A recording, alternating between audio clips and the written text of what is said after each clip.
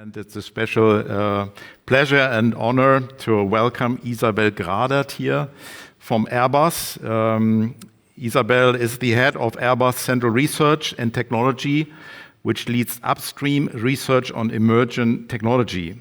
She also leads the Airbus Fast Track for Materials and acts as the general advisor for materials technology to the Chief Technical Officer at Airbus. The title of her presentation is Materials and Structures, Key Enablers for Sustainable Aviation. The stage is yours. Many thanks.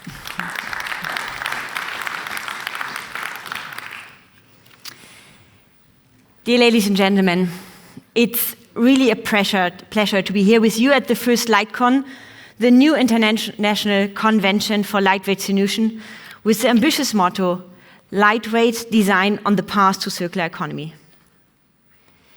If we are looking as an aircraft manufacturer on our world today, nothing is like it was just 2 years ago. The world has faced a pandemic, which was resulted in the biggest crisis the aviation industry has ever seen. We needed to go through this together, the aircraft manufacturer, the supply chain, the customers, but as well the overall R&D ecosystem. Now it's very encouraging to see again that the world traffic is recovering and us all together again is focusing on the huge ramp up in front of us. Starting now, all at the same time and with a very high speed, is coming along with some challenges, let's say. For example, with respect to human and financial resources, supply and transportation issues. And especially the supply and transportation issues reminds us that operating in this globalized world is getting more and more complex. If we are thinking about to continue to have access to markets, technologies, and resources. But it's also a great opportunity for cost efficiency, more variety, and diversity. Now, what is more clear than ever is that the growth of our industry will be linked to bold sustainability actions across the full life cycle with decarbonization at the forefront. And we at Airbus, we are committed to take here a leadership role in line with our purpose to pioneer sustainable aerospace for a safe and united world. Now, let's have a look what the future will bring. If we are focusing for a moment on the decarbonization of the aviation industry, we proudly can state that 80% of the carbon dioxide have already been reduced in the past by continuing development with respect to engines, the aerodynamics, the aircraft design, and material technologies. Now, addressing the remainder of the impact on the environment demands a series of additional measures for which technology will play a major role. Before 2030, we will offer 100% SAF capability on all our commercial products. SAF are sustainable aviation fuels based, for example, on hydroprocessed esters and fatty acids, which generally use cooking oil or other waste fats. Today, all our commercial products can be operated at 50%, and we're working on the increase of this capacity. Now, you might have seen some of our recent flight tests with an A380 on 100% SAF, but as well our scientific investigations on the positive effect on the climate by using unblended SAF when a Falcon from the DLR equipped with a lot of probes and sensors was taking emissions from an A350 just flying safely 100 meters in front. On top, we strive to be the first major manufacturer to offer a climate-neutral commercial aircraft by mid of the next decade, which will of course accelerate the decarbonization of our industry. The aircraft will be powered by hydrogen, either generating thrust by burning the hydrogen, so the combustion technologies, or by converting energy stored in hydrogen into electric energy to power electric motors, so the fuel cell technologies. Why hydrogen? Because it's one of the most promising technology pathways we see for really a climate-neutral flight due to several reasons, and I just want to remind on 3 of them. It has a very high energy density that is nearly 3 times superior to today's jet fuels. It emits no CO2 if generated from renewable energy through electrolysis. And the cost of hydrogen is forecast to significantly reduce at its scales and thereby lowering as well the barrier to entry and thus enabling multiple industries really to significantly reduce their climate impact and meet their climate targets. Different concept planes have been revealed in 2020, as you can see them on the slide, and we are now maturing the technology based on a turboprop, a turbofan, and a blended wing body aircraft. What all concepts have in common is a tank in order to store the hydrogen. And this is coming as well with some challenges. The hydrogen may provide a higher energy density, according to mass, than kerosene fuel, but it delivers less energy if we're looking at the volume. So at normal atmospheric pressure and ambient temperatures, we would need to have around 3,000 liters of gaseous hydrogen in order to get the same energy level than with 1 liter of kerosene. Now, the good news is that with lowering the temperatures to minus 253 degrees, the hydrogen transforms itself from a gas into a liquid, and therefore increasing even energy density, but much more important, it reduces extremely the volume. So coming back to the example, we would need to have 4 liters of liquid hydrogen in order to get the same energy density of 1 liter of jet fuel today. I will come back on the hydrogen tank in more details, but I don't want to miss to complete with our long-term ambition. As a long-term objective, we pursue the net zero aviation ambition through the ATAG roadmap. So this roadmap is, of course, relying as well on technologies, with SAF at the forefront, I have already mentioned, but as well with the optimization of operations and infrastructure. And here we are contributing, for example, with our Fellow Fly project. You might have seen the pictures where 2 A350 were crossing the Atlantic, and the second aircraft could save 5% of fuel and therefore as well 5% of emissions by using the uplift of the wake of the first aircraft. But research is not only focused on electric or hydrogen propulsion technologies. In fact, it really triggers and accelerates technology development in other fields. And it will bring, for example, as well disruption in airframe design or aerodynamic technologies. Here, the newly launched extra performing wing demonstrator, for example, will demonstrate a new level and complexity of active control on the wing for increased flight efficiency. Maybe you have seen the pictures 2 days ago when we had the rollout of the paint shop. Market-based measures like carbon capturing of emission, which cannot be avoided or reduced, will complete potential measures. Now, the question is, what is the role of materials on this journey? I want to go into more details now on 3 different aspects. So I think there's an important role for materials, especially for enabling the hydrogen tank. There's an important role or key role on the end-to-end sustainability of the product. But before going in more details, I really want to point out the importance of the role of materials for the energy transition. Green energy, wherever it comes from the wind energy, from solar panels, if we use it at our sites, if we use it to produce hydrogen to power the next generation of aircraft, it is material intensive. The demand for some certain raw materials like cobalt, lithium, platinum will increase by a factor of more than 20 until 2030, and further progression might even be stronger. It will be an important cross-industry element to think about the sustainable sourcing and using of these kind of critical raw materials.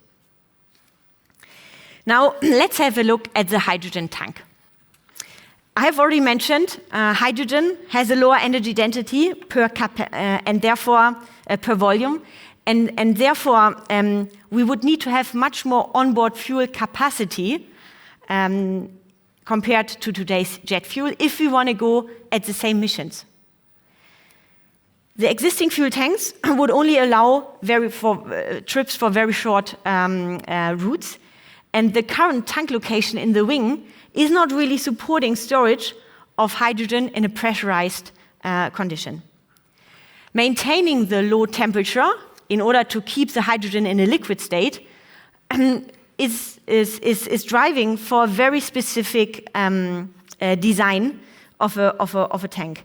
You can see here the concept on the slide. You can see that we have an inner and an outer vessel with an ultra-high vacuum in between, and a specific insulation material, such as a multi-layer stack of aluminum foils and glass fibers.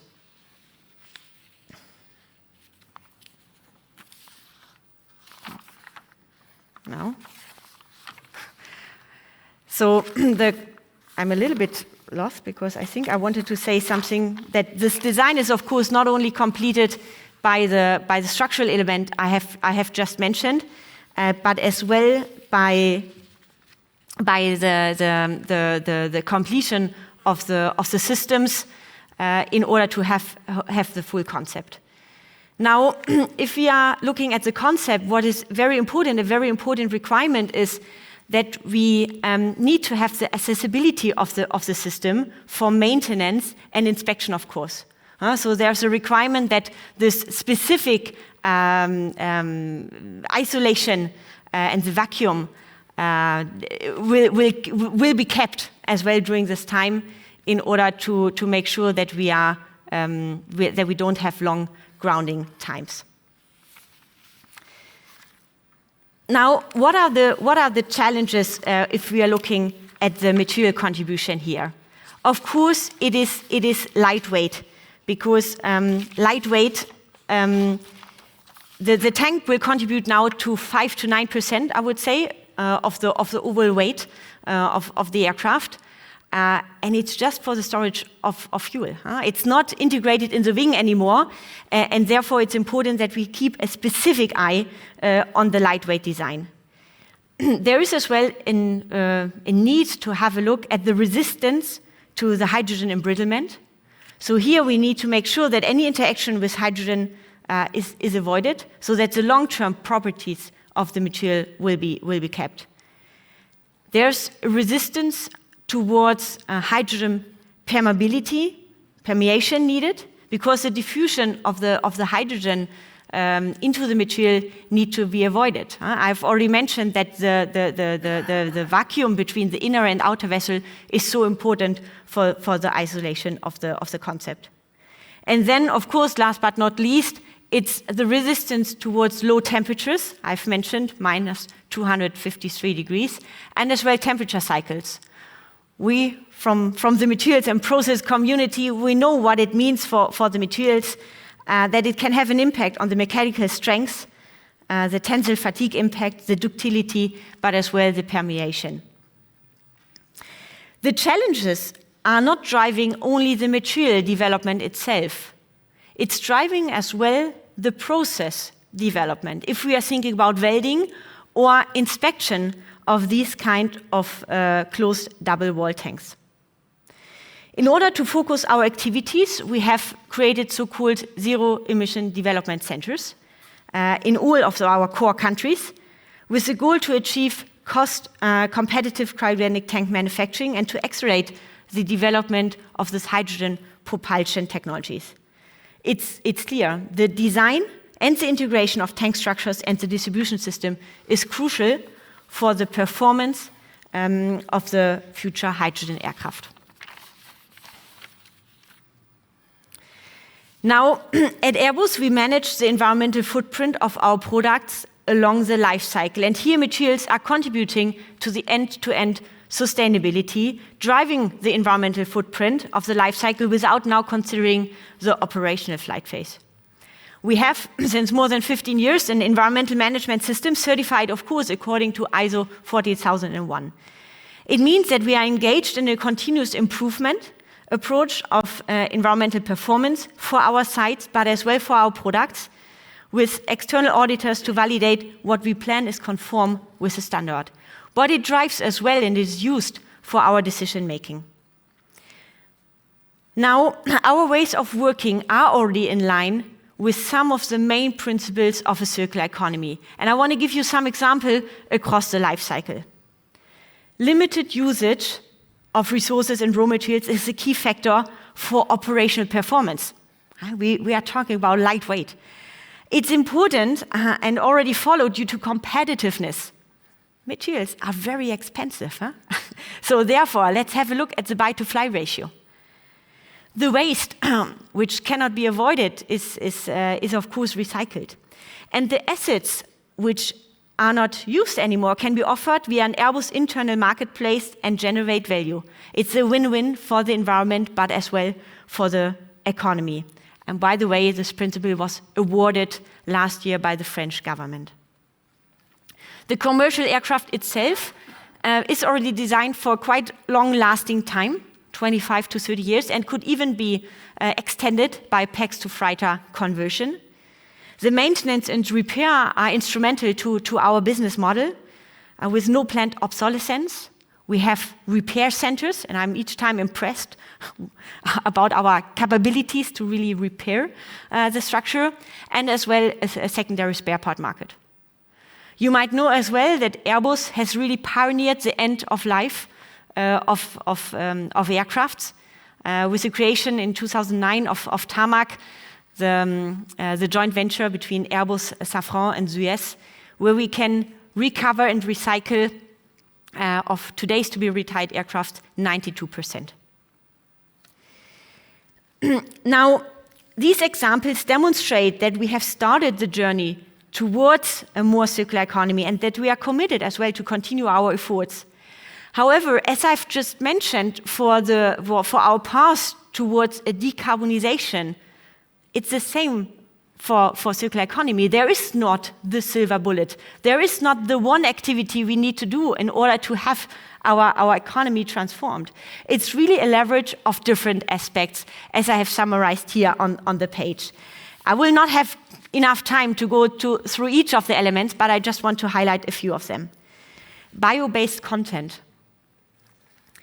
Today's composite raw materials rely on the petrochemical industry to produce carbon fibers, which provides the excellent properties to our lightweight structures.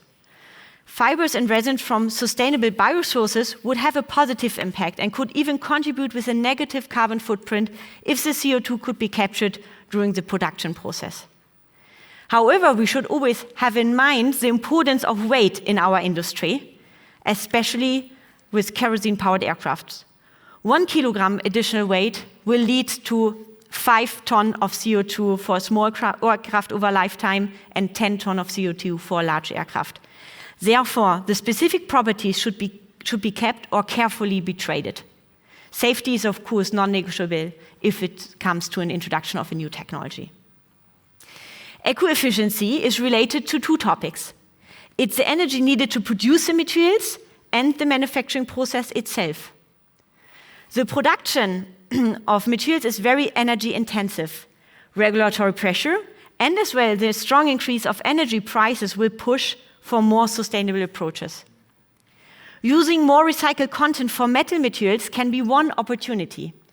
For example, the use of recycled content for aluminum alloys could reduce energy consumption by 75%.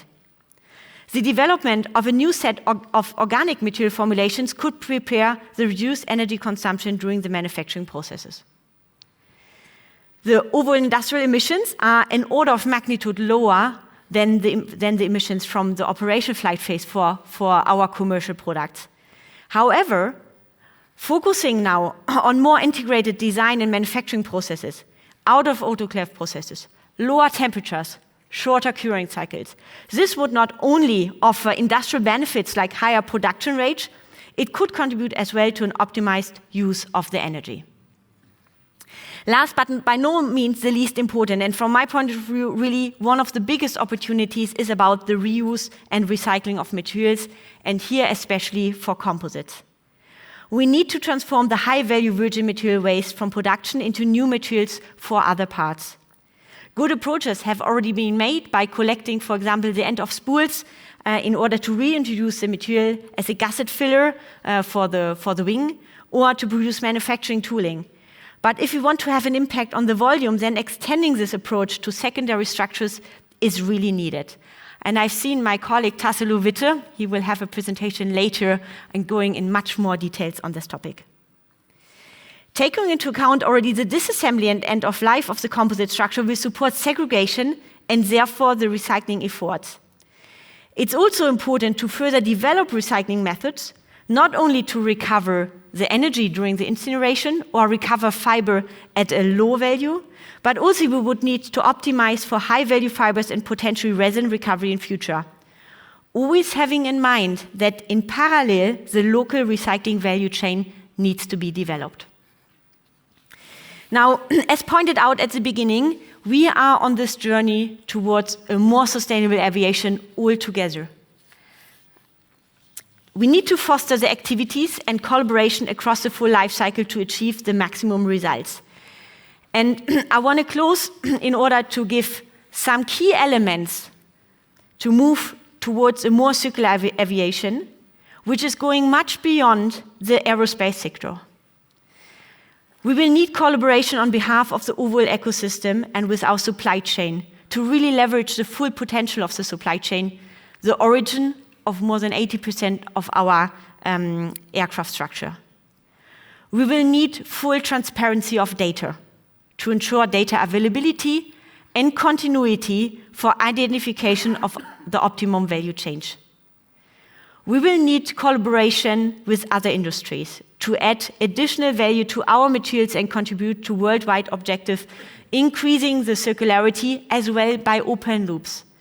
We always need to have in mind that in the aerospace sector, we have one of the highest requirements on the materials, but one of the lowest volumes. So therefore, just circling within our own industry will be very, very difficult. So therefore, we are really open for this open loop idea. So we rely on our ecosystem and partners to continue our common flight into the future and are looking as well for collaboration across industries. Thank you.